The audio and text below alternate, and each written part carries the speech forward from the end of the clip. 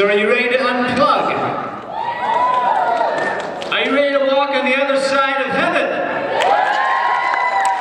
Let me introduce you to our panel here this morning. I'm Brian Carlson from ABC4. We got all the way down here at the end. We have director Mitch Davis, who directed the other side of heaven. Based on the life of Elder John H. Groberg here in the middle. And as if he needed an introduction, movie and TV star Gorham.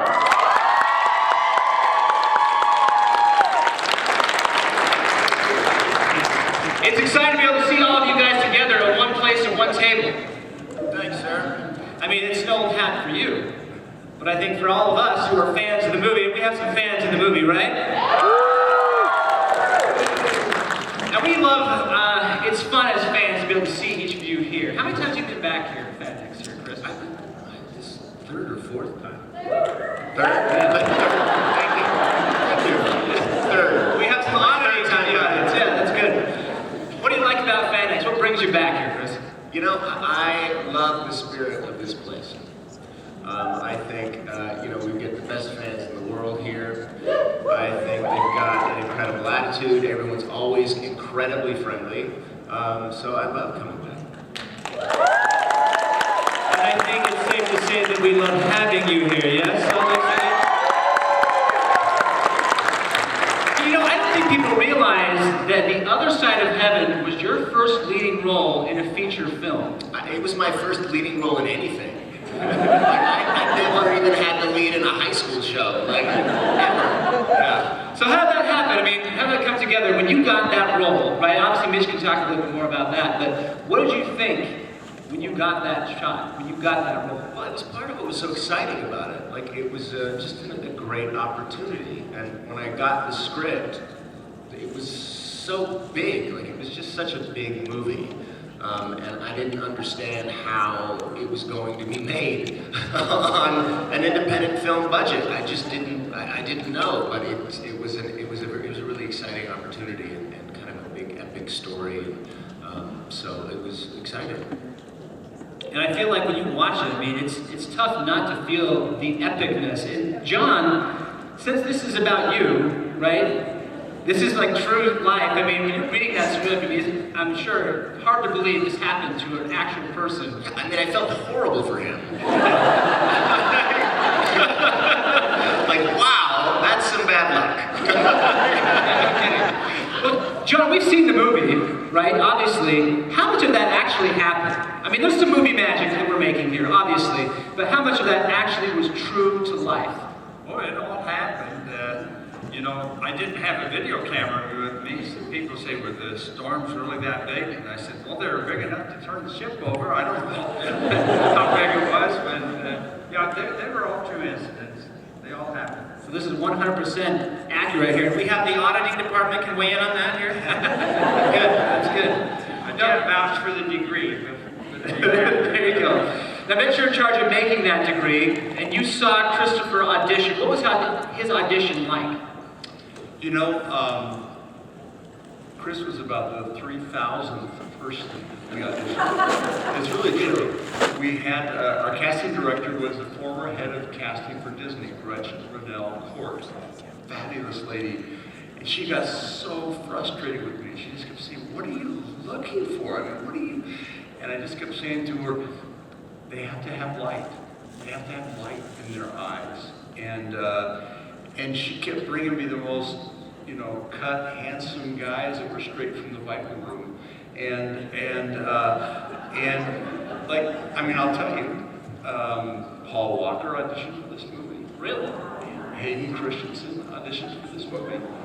And I just kept looking for light. And then Chris walked in and he didn't really even have to talk. He just had, he's a good, he's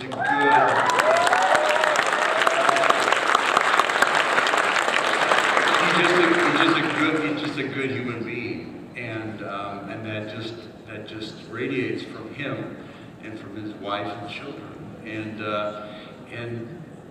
yeah, what a gift. He just had that, because I knew this guy, and I knew that he radiated, so I needed somebody else that would radiate too.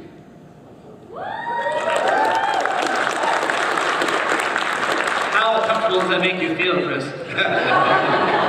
No, that's all true.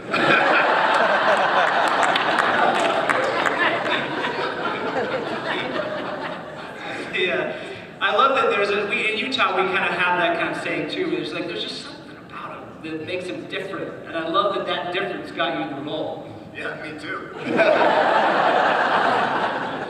now that you got it, right, that you're making this film together, and you said when you saw the script, this is epic story. Yeah. How much of it, when it was described to you, as you're reading kind of the byline here for what that script was going to be like, and then you saw the movie, how much of it matched the idea in your head when you were trying to piece it together before the movie was made? I mean, I was blown away with how it turned out. You know, I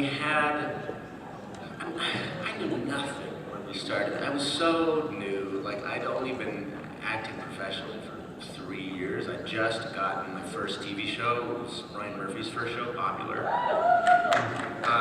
So, like, I didn't know anything about movies.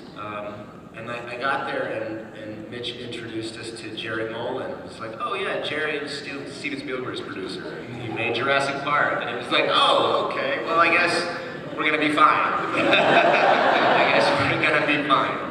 And it was. It turned out great, so I was really impressed because going into it, I mean, to give you an idea of how little I knew about what we were getting into, there was a moment where my wife and I were fully convinced that we were going to be asked to stay in tents on this remote island while we were making this movie. Like, 'cause they're like, oh, we're shooting in Rarotonga. And I was like, oh, that sounds, where is that? I was like, you know, and this was, 54 years ago when we made this film, so there was no, like, you couldn't just Google it and get pictures and, like, put yourself on the street and walk around. That existed. So it was a little terrifying in the beginning, and then, we were assured, no, they have hotels and houses and places to stay. So it was fun. It wasn't going to be exactly John Groberg's experience, No, I was like, wait, how close to life are we trying to make this? You did, however, have some geckos in your batch, I think. Yeah, we did. The geckos were everywhere. So. One trip to the hospital, never want to go back there again. From the get-go? No, from the coral. Listen, this was like, I don't want to compare myself to Tom Cruise. But you're going to. No, I would never do that. I'm doing my own stunts on this film. I did get a fairly serious small scrape on my finger from the coral that I wouldn't call life-threatening, others might. And I did have to get 2 stitches put in. Yeah, I know, but I toughed it out. My wife was there. I wasn't crying. It all worked out.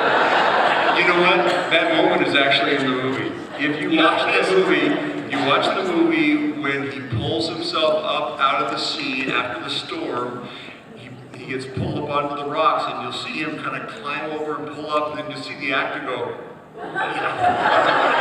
Finger's still there. It's in there.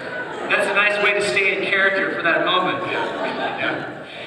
Now, John, you watched him. He's playing your character. Your character. He's playing you. His character is playing you. How did he do? He did a good job. He did a great job. I really appreciated what Mitch went through to get the right person doing the right thing. Very good. Was it easy to see yourself in him watching the film? Could you see yourself when he's playing you in these moments, when he's telling everyone that you can be in your own outhouse? Could you see yourself in that moment? Oh, sure. You relive things, and he did a really good job of, not only the facial expressions, but just the feel. I felt very comfortable. I could relate.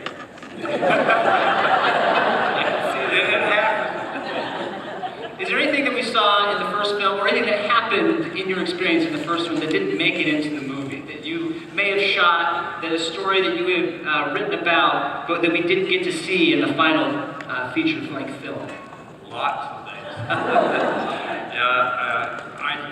That's a hard thing. Take 300 pages and cut it by 2/3. There are a lot of things that I wish could have been there, but I have to hand it to Mitch. He did a good job of crafting whatever, combining, and it was excellent. Sure, I wish there were more time, but there isn't, so that's the way it is. Well, we have time for you to share a story from one of those things that happened that we didn't get to see. Do you have one you want to share? I'm going to jump in here because we're going to show you a scene. You go ahead and tell that story.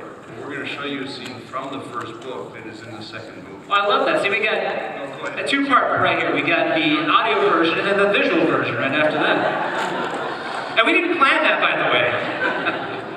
Well, there are a lot of things that happened that I wish could have been in there, but some of them were kind of slow. Like the scene where, after the hurricane, where we just kind of gradually faded away. Well, you just can't do that in a movie. It just takes too long. I wish there were some of those things that took longer, could have been shown, but they can't be.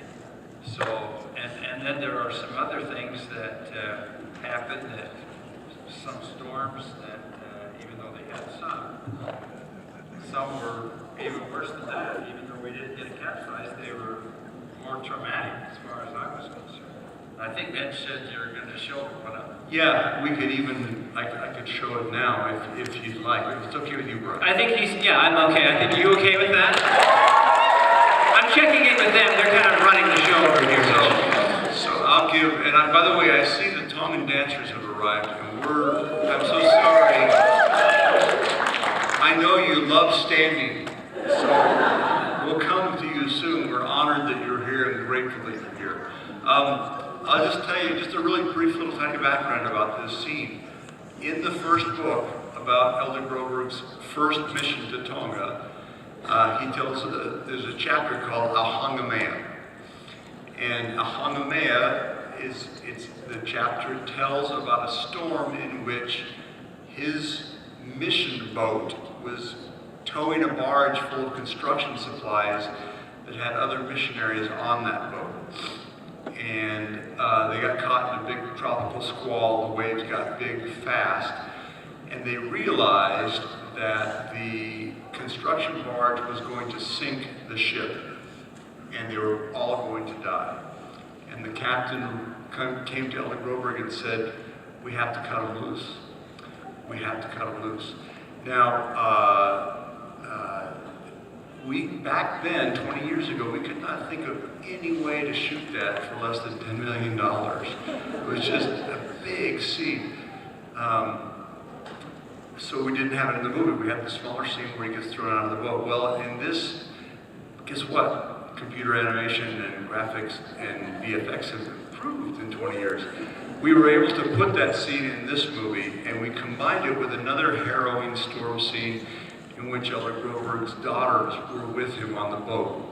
So I'm going to show you a little tiny bit of it. It's not colored, the sound is not final, the VFX are not all final, but at least it'll give you an idea of what Chris said earlier. This is a big movie.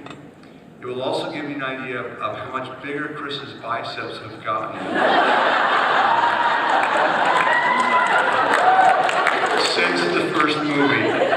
When he had to take his shirt off on Ugly Betty, that was a turning point for Chris. Okay, are we ready to show this? Here we go. Again, this is rough, but it'll give you an idea.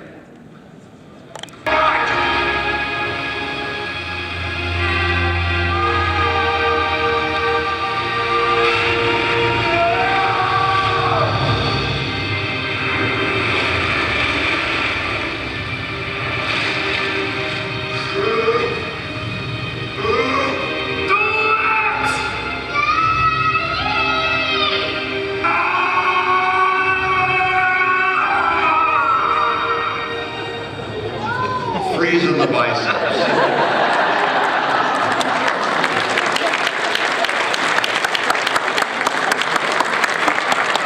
I think I'd like to see whose bicep is bigger, John's or Chris's.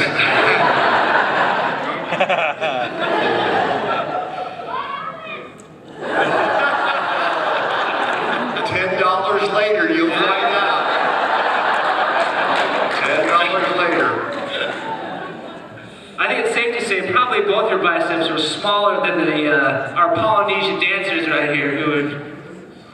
We got some pretty big biceps over there, right? Yeah, there we go. Let's do it.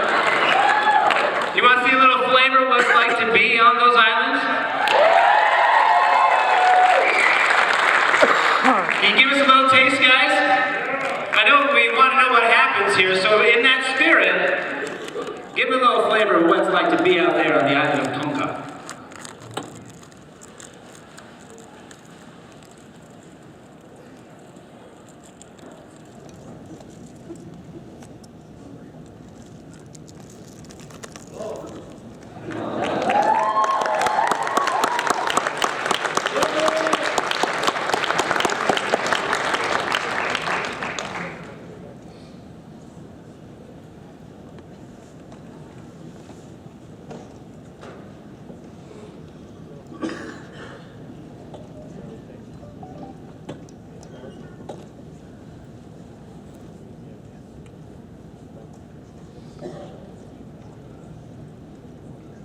Suspense is killing me.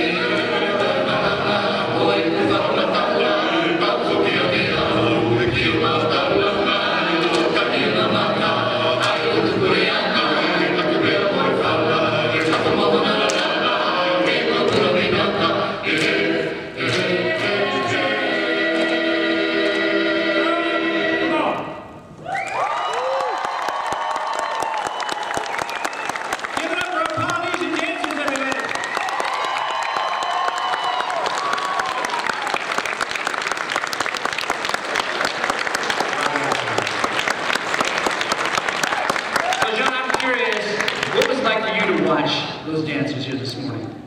Well, it makes me feel good.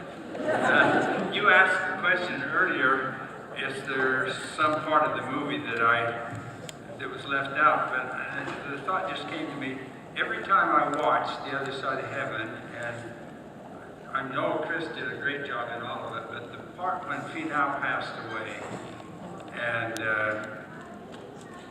his emotion, even to today, it really makes me weep to see that, because it really portrayed that feeling, and I just remember that, oh yeah. I just did a really good job to see these dancers, well, it definitely takes me back. No questions about that. Wonderful short.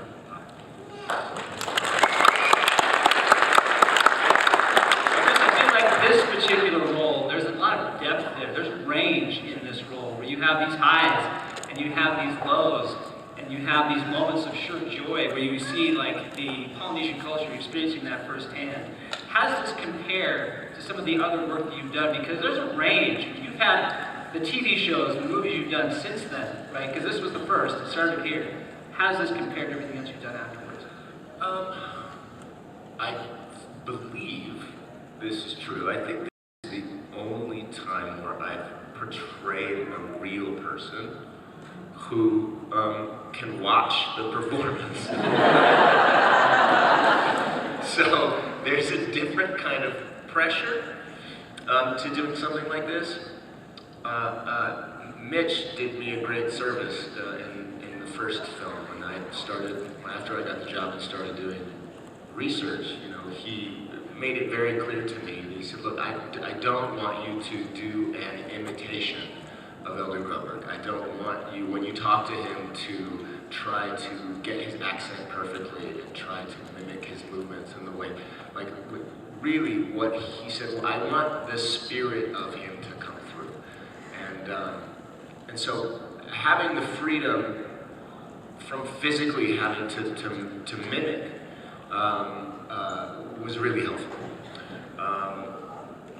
And also, I was in a similar time of my life then. It was really, like, it's been a kind of an incredible adventure doing these two movies, because in the first one, I was in my 20s, like I had just gotten married, and I too was going off on this adventure and had very little idea of what I was getting myself into. I really didn't know. And kind of had to figure it out as I went along. So I could really relate to that fish out of water feeling and trying to, find your way in a totally new environment that Elder Groberg had when he was there on his mission. And then when we went to do the second movie, he's going and he's traveling back to a place he'd been before, but now he's with his family and he has children. And when I went to do this second movie, it's like, yeah, I have kids now too. Like I wasn't traveling with them to go do this movie, but in part of the film, he's separated from the kids, so I know that feeling. I really related to the journey again in kind of an unexpected way, so it was really special. Was it easier for you to walk back into the second role, feeling that same comparison, now that you got a chance to experience the first role, and then read over the script for the second one, feeling that parallel in your own life? Did you feel better prepared for the second movie coming up? Yes. Yes. But there were plenty of surprises. I mean, the most surprising thing to me that really has become kind of my favorite story to tell about this movie, is I was really, sorry, I get emotional because I'm old and I can't help it. I was really excited to reconnect with my old friends from the first film. In particular with Joe Falau, who plays Frankie in the first movie and in the second movie. And we'd been filming for 3 weeks or so before he even came to Fiji. And he showed up, and I was trying to get a hold of him before we shot so we could get together and have a drink and catch up. And because Joe's Joe, it was just impossible. And so the first time I was going to see him was on set. And it wasn't even like in the trailer, like literally the first time I saw him was when we were filming the scene that's the first time that John sees Fecky again. And like he's up on this like dumb cliff. It's not dumb, it was really pretty. But he's up there and he pops up and he comes out with this big smile and waving, and I just started to cry. And just from just love and gratitude, it was just so nice to see my old friend. And so my hope is that the audiences that go see this movie have a very similar experience.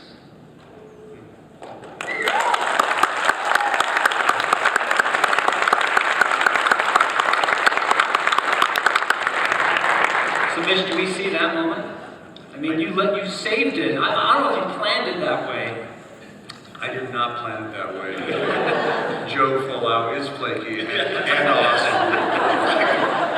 And just, you know, when he smiles, the world lights up. And I remember that moment, and it is in the film, it's in the final cut.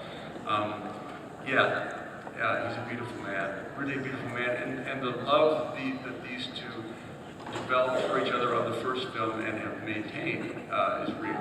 They're just two good men. So obviously that's one thing we'll see in the second film. What else will we see in the second film? You know, Chris said earlier the first film was big. This film is, in terms of its epic scale, it's bigger.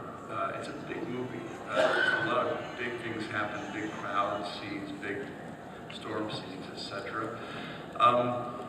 And it's a little, I don't want to say darker, it's a little edgier. It's a little more dramatic, that's the word. It's more dramatic. It's going to be rated PG-13, not PG. We just got that back from the MPAA. They called me Wednesday and I'd requested PG.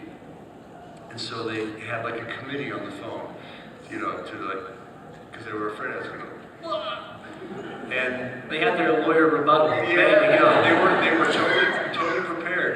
But then he said, you know, there's a scene in the movie where it's a true story from true history, where a main character named Taumato Taipaletua is beaten up pretty severely for joining the Mormon church. And he's beat up by an uncle who's drunk, who just was kind of mad that his nephew did this to his brother, insulted his brother. It's a true story. And we didn't flinch from that. And they said, you know, that scene, I said, yeah, it's pretty strong, isn't it? He said, very effective. I said, very, very effective. And they just said, we don't really think you can we don't think we can lower the rate unless you take that scene entirely out, and we can't. So it's in there. So the movie will be more dramatic, and also, you know, the first movie was sometimes episodic, meaning that when I went through Elder Groberg's 330-page beautiful book, it's like, oh, that's a great story. I have to tell that. Oh, wait, that's a great story, and I tried to weave them together.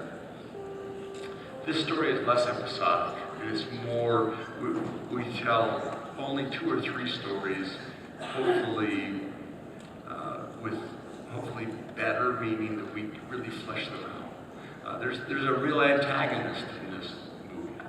There's real drama. So it really kind of takes us on more of a journey as opposed to kind of hitting the highlights in the first film. Yeah, and I don't want to in any way be critical of that first movie because I directed it, but it's different. It's different in that regard. I think the other one may feel a little bit more sometimes like a slideshow, where it's like here and then here and then here. This is more of a real, 3-act journey. It's more dramatic. And did you feel that kind of difference, John? Because I know this second film is based off of your return, as Christopher described, you going back to those islands again. Did you feel that more emotional difference on that second journey when you went back again that second time? Is the film kind of reminiscent of that second moment for you?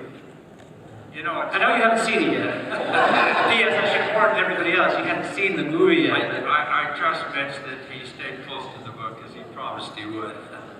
But it's hard. When I went back, of course, with my wife and children, that's a whole different dynamic because you've got a lot of things that just are totally different. You can't just run off and do things yourself. And so I don't know. It's hard to say. I love both of them, and my biggest feeling when I went back was I hope my wife and children feel the same kind of love for these people as I do. And as I watched that develop, it was there. It was there completely.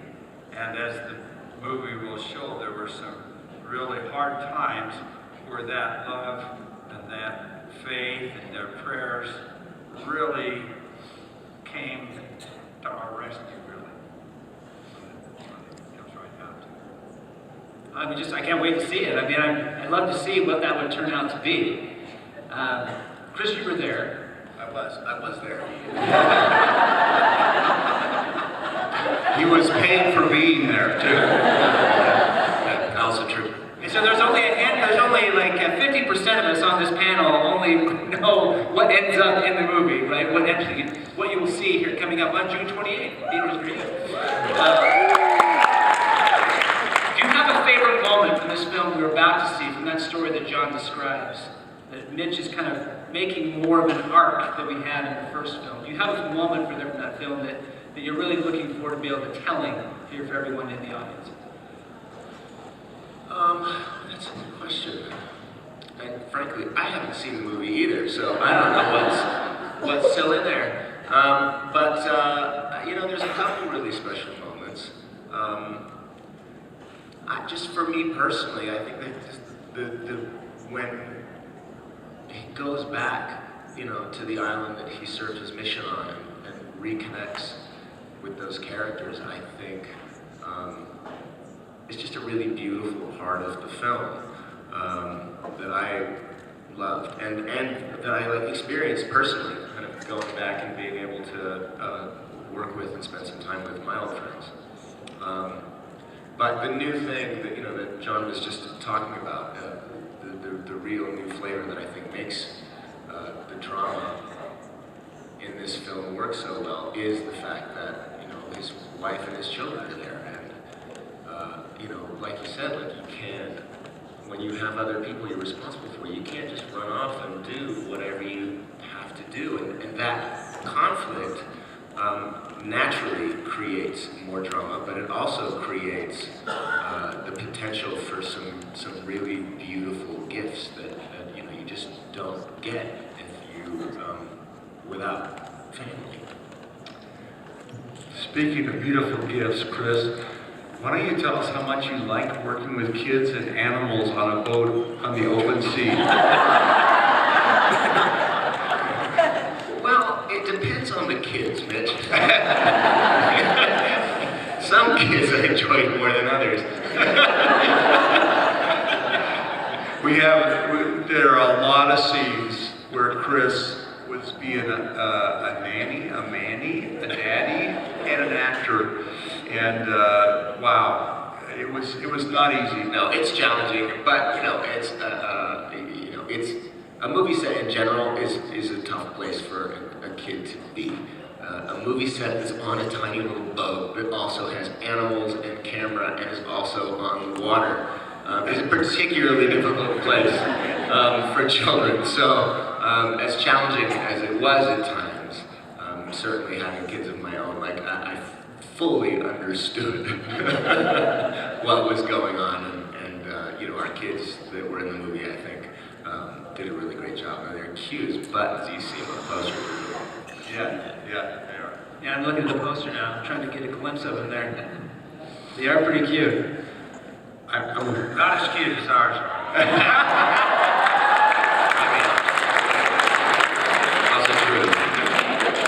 A word of warning, I think some of the kids are going to fly here from New Zealand to be here. And Good. they're staying with you. So it looks like you guys have a fun time making these movies. Obviously, the emotional connection, the friendships that you've made the first time around, and the stories that are so epic, as you mentioned. And I feel like we got so much out of the first film. Right? There was so much, and I think it resonated with a lot of people, not necessarily if you're not a member of the Church of Jesus Christ of Latter-day Saints, but there was the Utah audience, and correct me if I'm wrong, Utah audience, but it was something that took off. It was something that really, could you forecast, Mitch? I mean, Disney was involved in this from the get-go, obviously, so there was going to be some manpower there. But did you see how much success this was going to have? Well, we had no idea, because there had never at that time ever been really any movie made about a Mormon main character. And there also really had never been a faith film The Hollywood Reporter did an article on this film a few months ago, and I was so pleased. Deadline Hollywood and the Hollywood Reporter both said that this was the first entry in the faith film arena that paved the way for movies like The Passion of the Christ. I'm like, what? Wow, thank you! But, so we had no idea how people would respond to a faith component, let alone to a Mormon faith component. But we had great friends at Disney. They loved the film. They loved Anne Hathaway, and they. Well, I'm sorry. They loved Anne Hathaway because she had just given them the Princess Diaries, and they loved Chris Gorham more because he has bigger biceps. So they did not get involved in the theatrical component. They were holding back for home entertainment, for DVD sales. But they advised us. And they said, we want you to bring us your per screen averages for your first few weekends. And I took them to them. And they're like, what? What? Well, maybe we should get involved. But before that, they had told me how much they would cost. And I said no. No, because they would have sunk us. But anyway, yeah. That movie stayed on screens in Utah from December 7th of 2000 to April 6th of 2001, when it went on to 320 additional screens. So it lived on screens in Utah for 4 months. That movie does that. What's the normal run for a movie? What's the what? What's the normal run? So you said 4 months was a long time. A couple of weeks. Two to four weeks for a movie. You know, a big franchise for a studio might do 4 to 6. But usually, you know, if you get a couple of weeks, you do more. Yeah, so it had a really long life, and we hope this one will too. So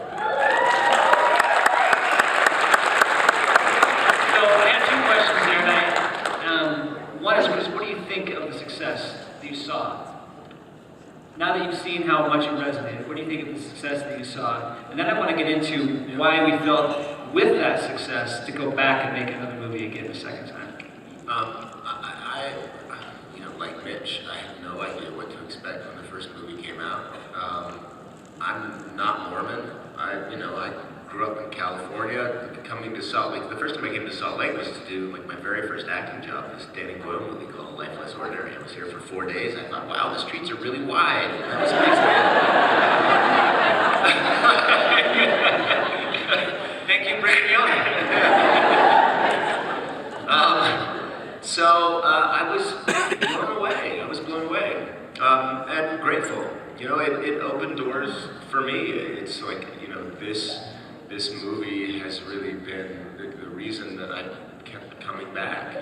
And not just for this film. I mean, I ended up in a movie with Darren Tufts, who's sitting over there, called My Girlfriend's Boyfriend. Thermwise. So that brought me, it was this movie that brought me that movie. And knowing Darren brought me back to do my directorial debut and for Mormon connection too to it. Yeah, it does. Well, it was a script that Darren wrote that he and Dave Nibley had developed, and their whole idea was, they wanted to try and do a non-faith film that just happened to be about a Mormon guy. And so that's what we did. And it turned out great. And frankly, like, the idea that there was ever going to be a sequel to this film never popped into my head until Mitch brought it up. Like, it just never occurred to me. And so, but it's a nice, closing of the circle. Like, it was just a really, just a really unique opportunity. So I was glad it did pop up. So Mitch, why make a second movie? Why do you feel that was important to make a sequel to this popular film that we loved? Because Elder Groberg made me.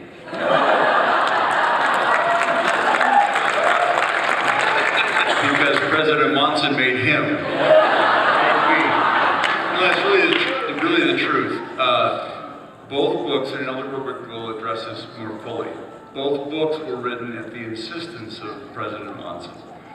And when the first movie was made, it was made with the support of President Monson, and he was so tickled with it, he kept saying, Elder Groberg, when are you going to make the next one? When are you going to make the next one? And I didn't want to. I said no for many years because I couldn't figure out a way financially to make the movie big enough and good enough. And I thought, we did the first one right. Let's not make a small, poor man's version of this second story because it's actually a bigger story. And then I had lunch with the Grobergs a couple of years ago. And can I tell the story? Is that okay? You're a free agent. I'll tell it, and then I'm going to turn the time over to Elder Groberg. But we had this nice lunch, my wife and I. We had a bowl of soup and some vegetables and bread. And after lunch, Elder Groberg got kind of serious. He said, you know, Mitch, after President Monson died, I kind of figured he'd become a little less insistent about the new movie being made. He said, actually, if anything, I think he's more concerned now. He won't leave me alone. So he said, and then he said it. He said, I'm not getting any younger, and neither are you. It's time. And there's a long story, but I said, yeah, well, we don't have any money. And he said, it doesn't matter. And I said, what do you mean? He said, it'll come. And I said, how? He said, I don't know. But then he said something which is all about faith, and I love, because when he says things, I believe them more than I probably should. He said, you are to proceed from this day forward as if you had every dollar in the bank you need to make that film. Now go do it. And that was 2 years ago. And so that's why this movie happened. And at that time, Chris Gorham wasn't even available. And wasn't even interested. But this guy said, we're doing this, you know. And so we did. Let's talk about faith and confidence, Elder Groberg. Well, one of the things that is very different about both of these films is that they are based on actual true things. You know, there's nothing made up about it. And as they say, truth is stranger than fiction, and it's stronger than fiction. But I think the idea of President Monson said, the story needs to be told because those things don't happen anymore, or at least not as much as they used to. But I think the underlying thing is faith, family, prayer, and love. We need a lot more of all of those things, and especially in the kind of the caustic world that we live in, and it's getting more that way, it seems like. We need to go back to this basic, fundamental feeling.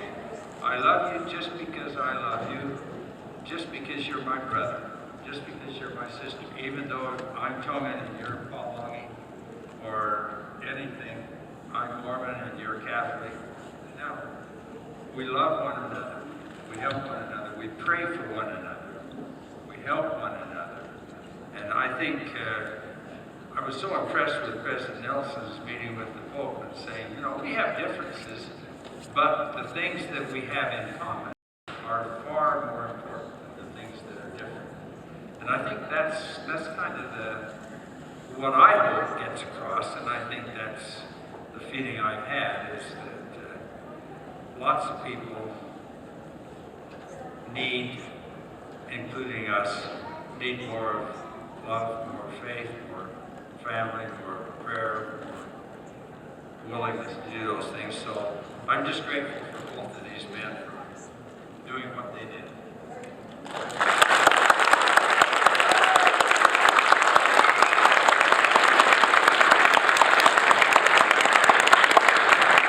It's so great to be able to see kind of the groundswell, the spiritual aspect that kind of promotes the making of this movie, the confidence that goes into it, and the changes that come, the friendships and the reuniting that you have here. And I know we want to be able to do, I want to give you two things here before we go. One, I want to be able to make sure you get a chance to see a sneak peek of the film. But before we do that, I know you have some burning questions. We don't have a whole lot of time left. I want to get a chance to have each of these gentlemen share their stories here this morning, but I want to hear any questions you have here today. We have a microphone. If you have a couple questions, we have just a few minutes. Please, we'd love to hear your questions and we want to answer them as much as we can. My question is about your wife. I watched that clip that you showed with tears just streaming down my face and thought of your dear wife and how hard that must have been for her to go back in that cabin with your children and realize the decisions that you had to make outside there. Talk a little bit more about her. My wife is here. Stand up, Gene.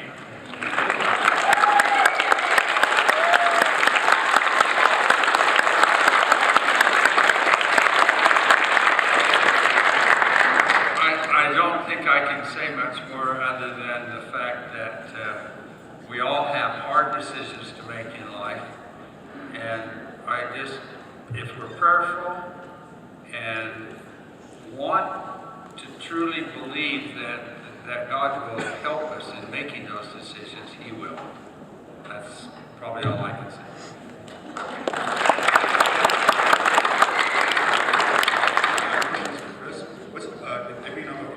Elvis missionary, I want to know what it's like shooting, white shirt and tie the whole time. I tell you, it's a heck of a lot easier to keep it clean when you've got other people doing the laundry for you. In the first movie, when you had bugs over your feet, and did you actually have to go through that, or was that all computer generated? No, in the first movie, it's prosthetic makeup basically. So they build up these, it's almost like a wax and then cut out, so it's all pretend. But I did have to stay off with my feet because standing up would have ruined it. Elder Groberg, I am really impressed about how you mentioned about Finau. Do you still miss him and Becky to this day? All the time. I miss them in the sense that I wish I could be with them, but I'm grateful for them.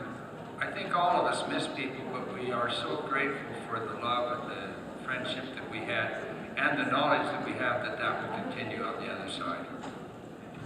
So I do miss them, yes. I lived in Indiana when the first movie came out. I drove 2.5 hours to see it, and it was totally worth it. So just was wondering if you were able to reach out to Anne Hathaway for this film and what it was like switching to a new actress and working with her to develop the character. I get the hard ones. We actually did not reach out to Anne Hathaway for this film. We knew our budget and we knew her fee, and we just didn't want to waste her time. We found a fabulous actress in New Zealand named Natalie Medlock, who, in the 20 years since we made the first film, I've gotten to know Jean a lot better, and I felt like Natalie had a lot of Jean in her, and she did a fantastic job. So yeah, I think you'll love her. Don't give her too hard a time because it's not easy to fill those shoes, but she did a great job. I think we have time for one more question. I want to show you the trailer.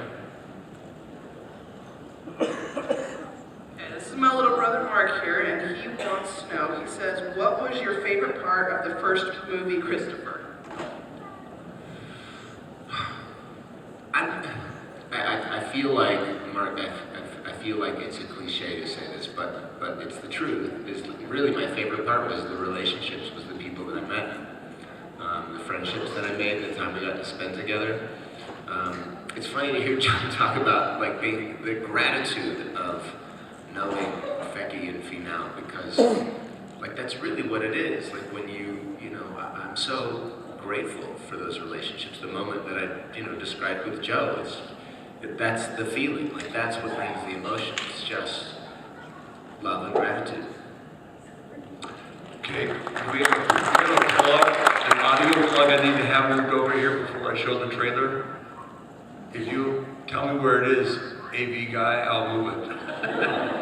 he comes. He's running. While he's running, I'm going to tell you a quick Anne Hathaway story. She made The Princess Diaries after she made our movie, but it was released first. So by the time the first movie came out, she was a bona fide star. And she requested, thank you very much, a private screening of the movie. And so we did it for her. It was just her and I in a screening room at Disney. And so I was scared to death. What's this major star going to think of this movie? And it's a cute little story. When the movie was over, she was crying and she said, "You must be so proud." And then I felt what Chris just expressed. I said, "No, I'm just so grateful." And gratitude is a good thing. So this is the trailer. We have 2 trailers out. This is the one that's just coming out next week.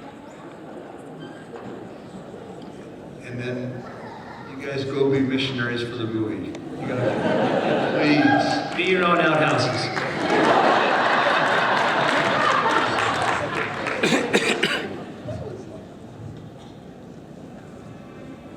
Let us be true to one another. For the world which seems to lie before us like Wrong a land of trailer. dreams. So there's a lot of video clips, I'm sure, on that computer. That wasn't the full-length feature, right? We're going to show it here. Here we go.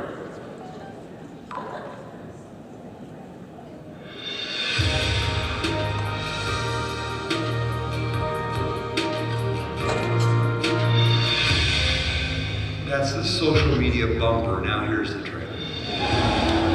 And 2 in theaters June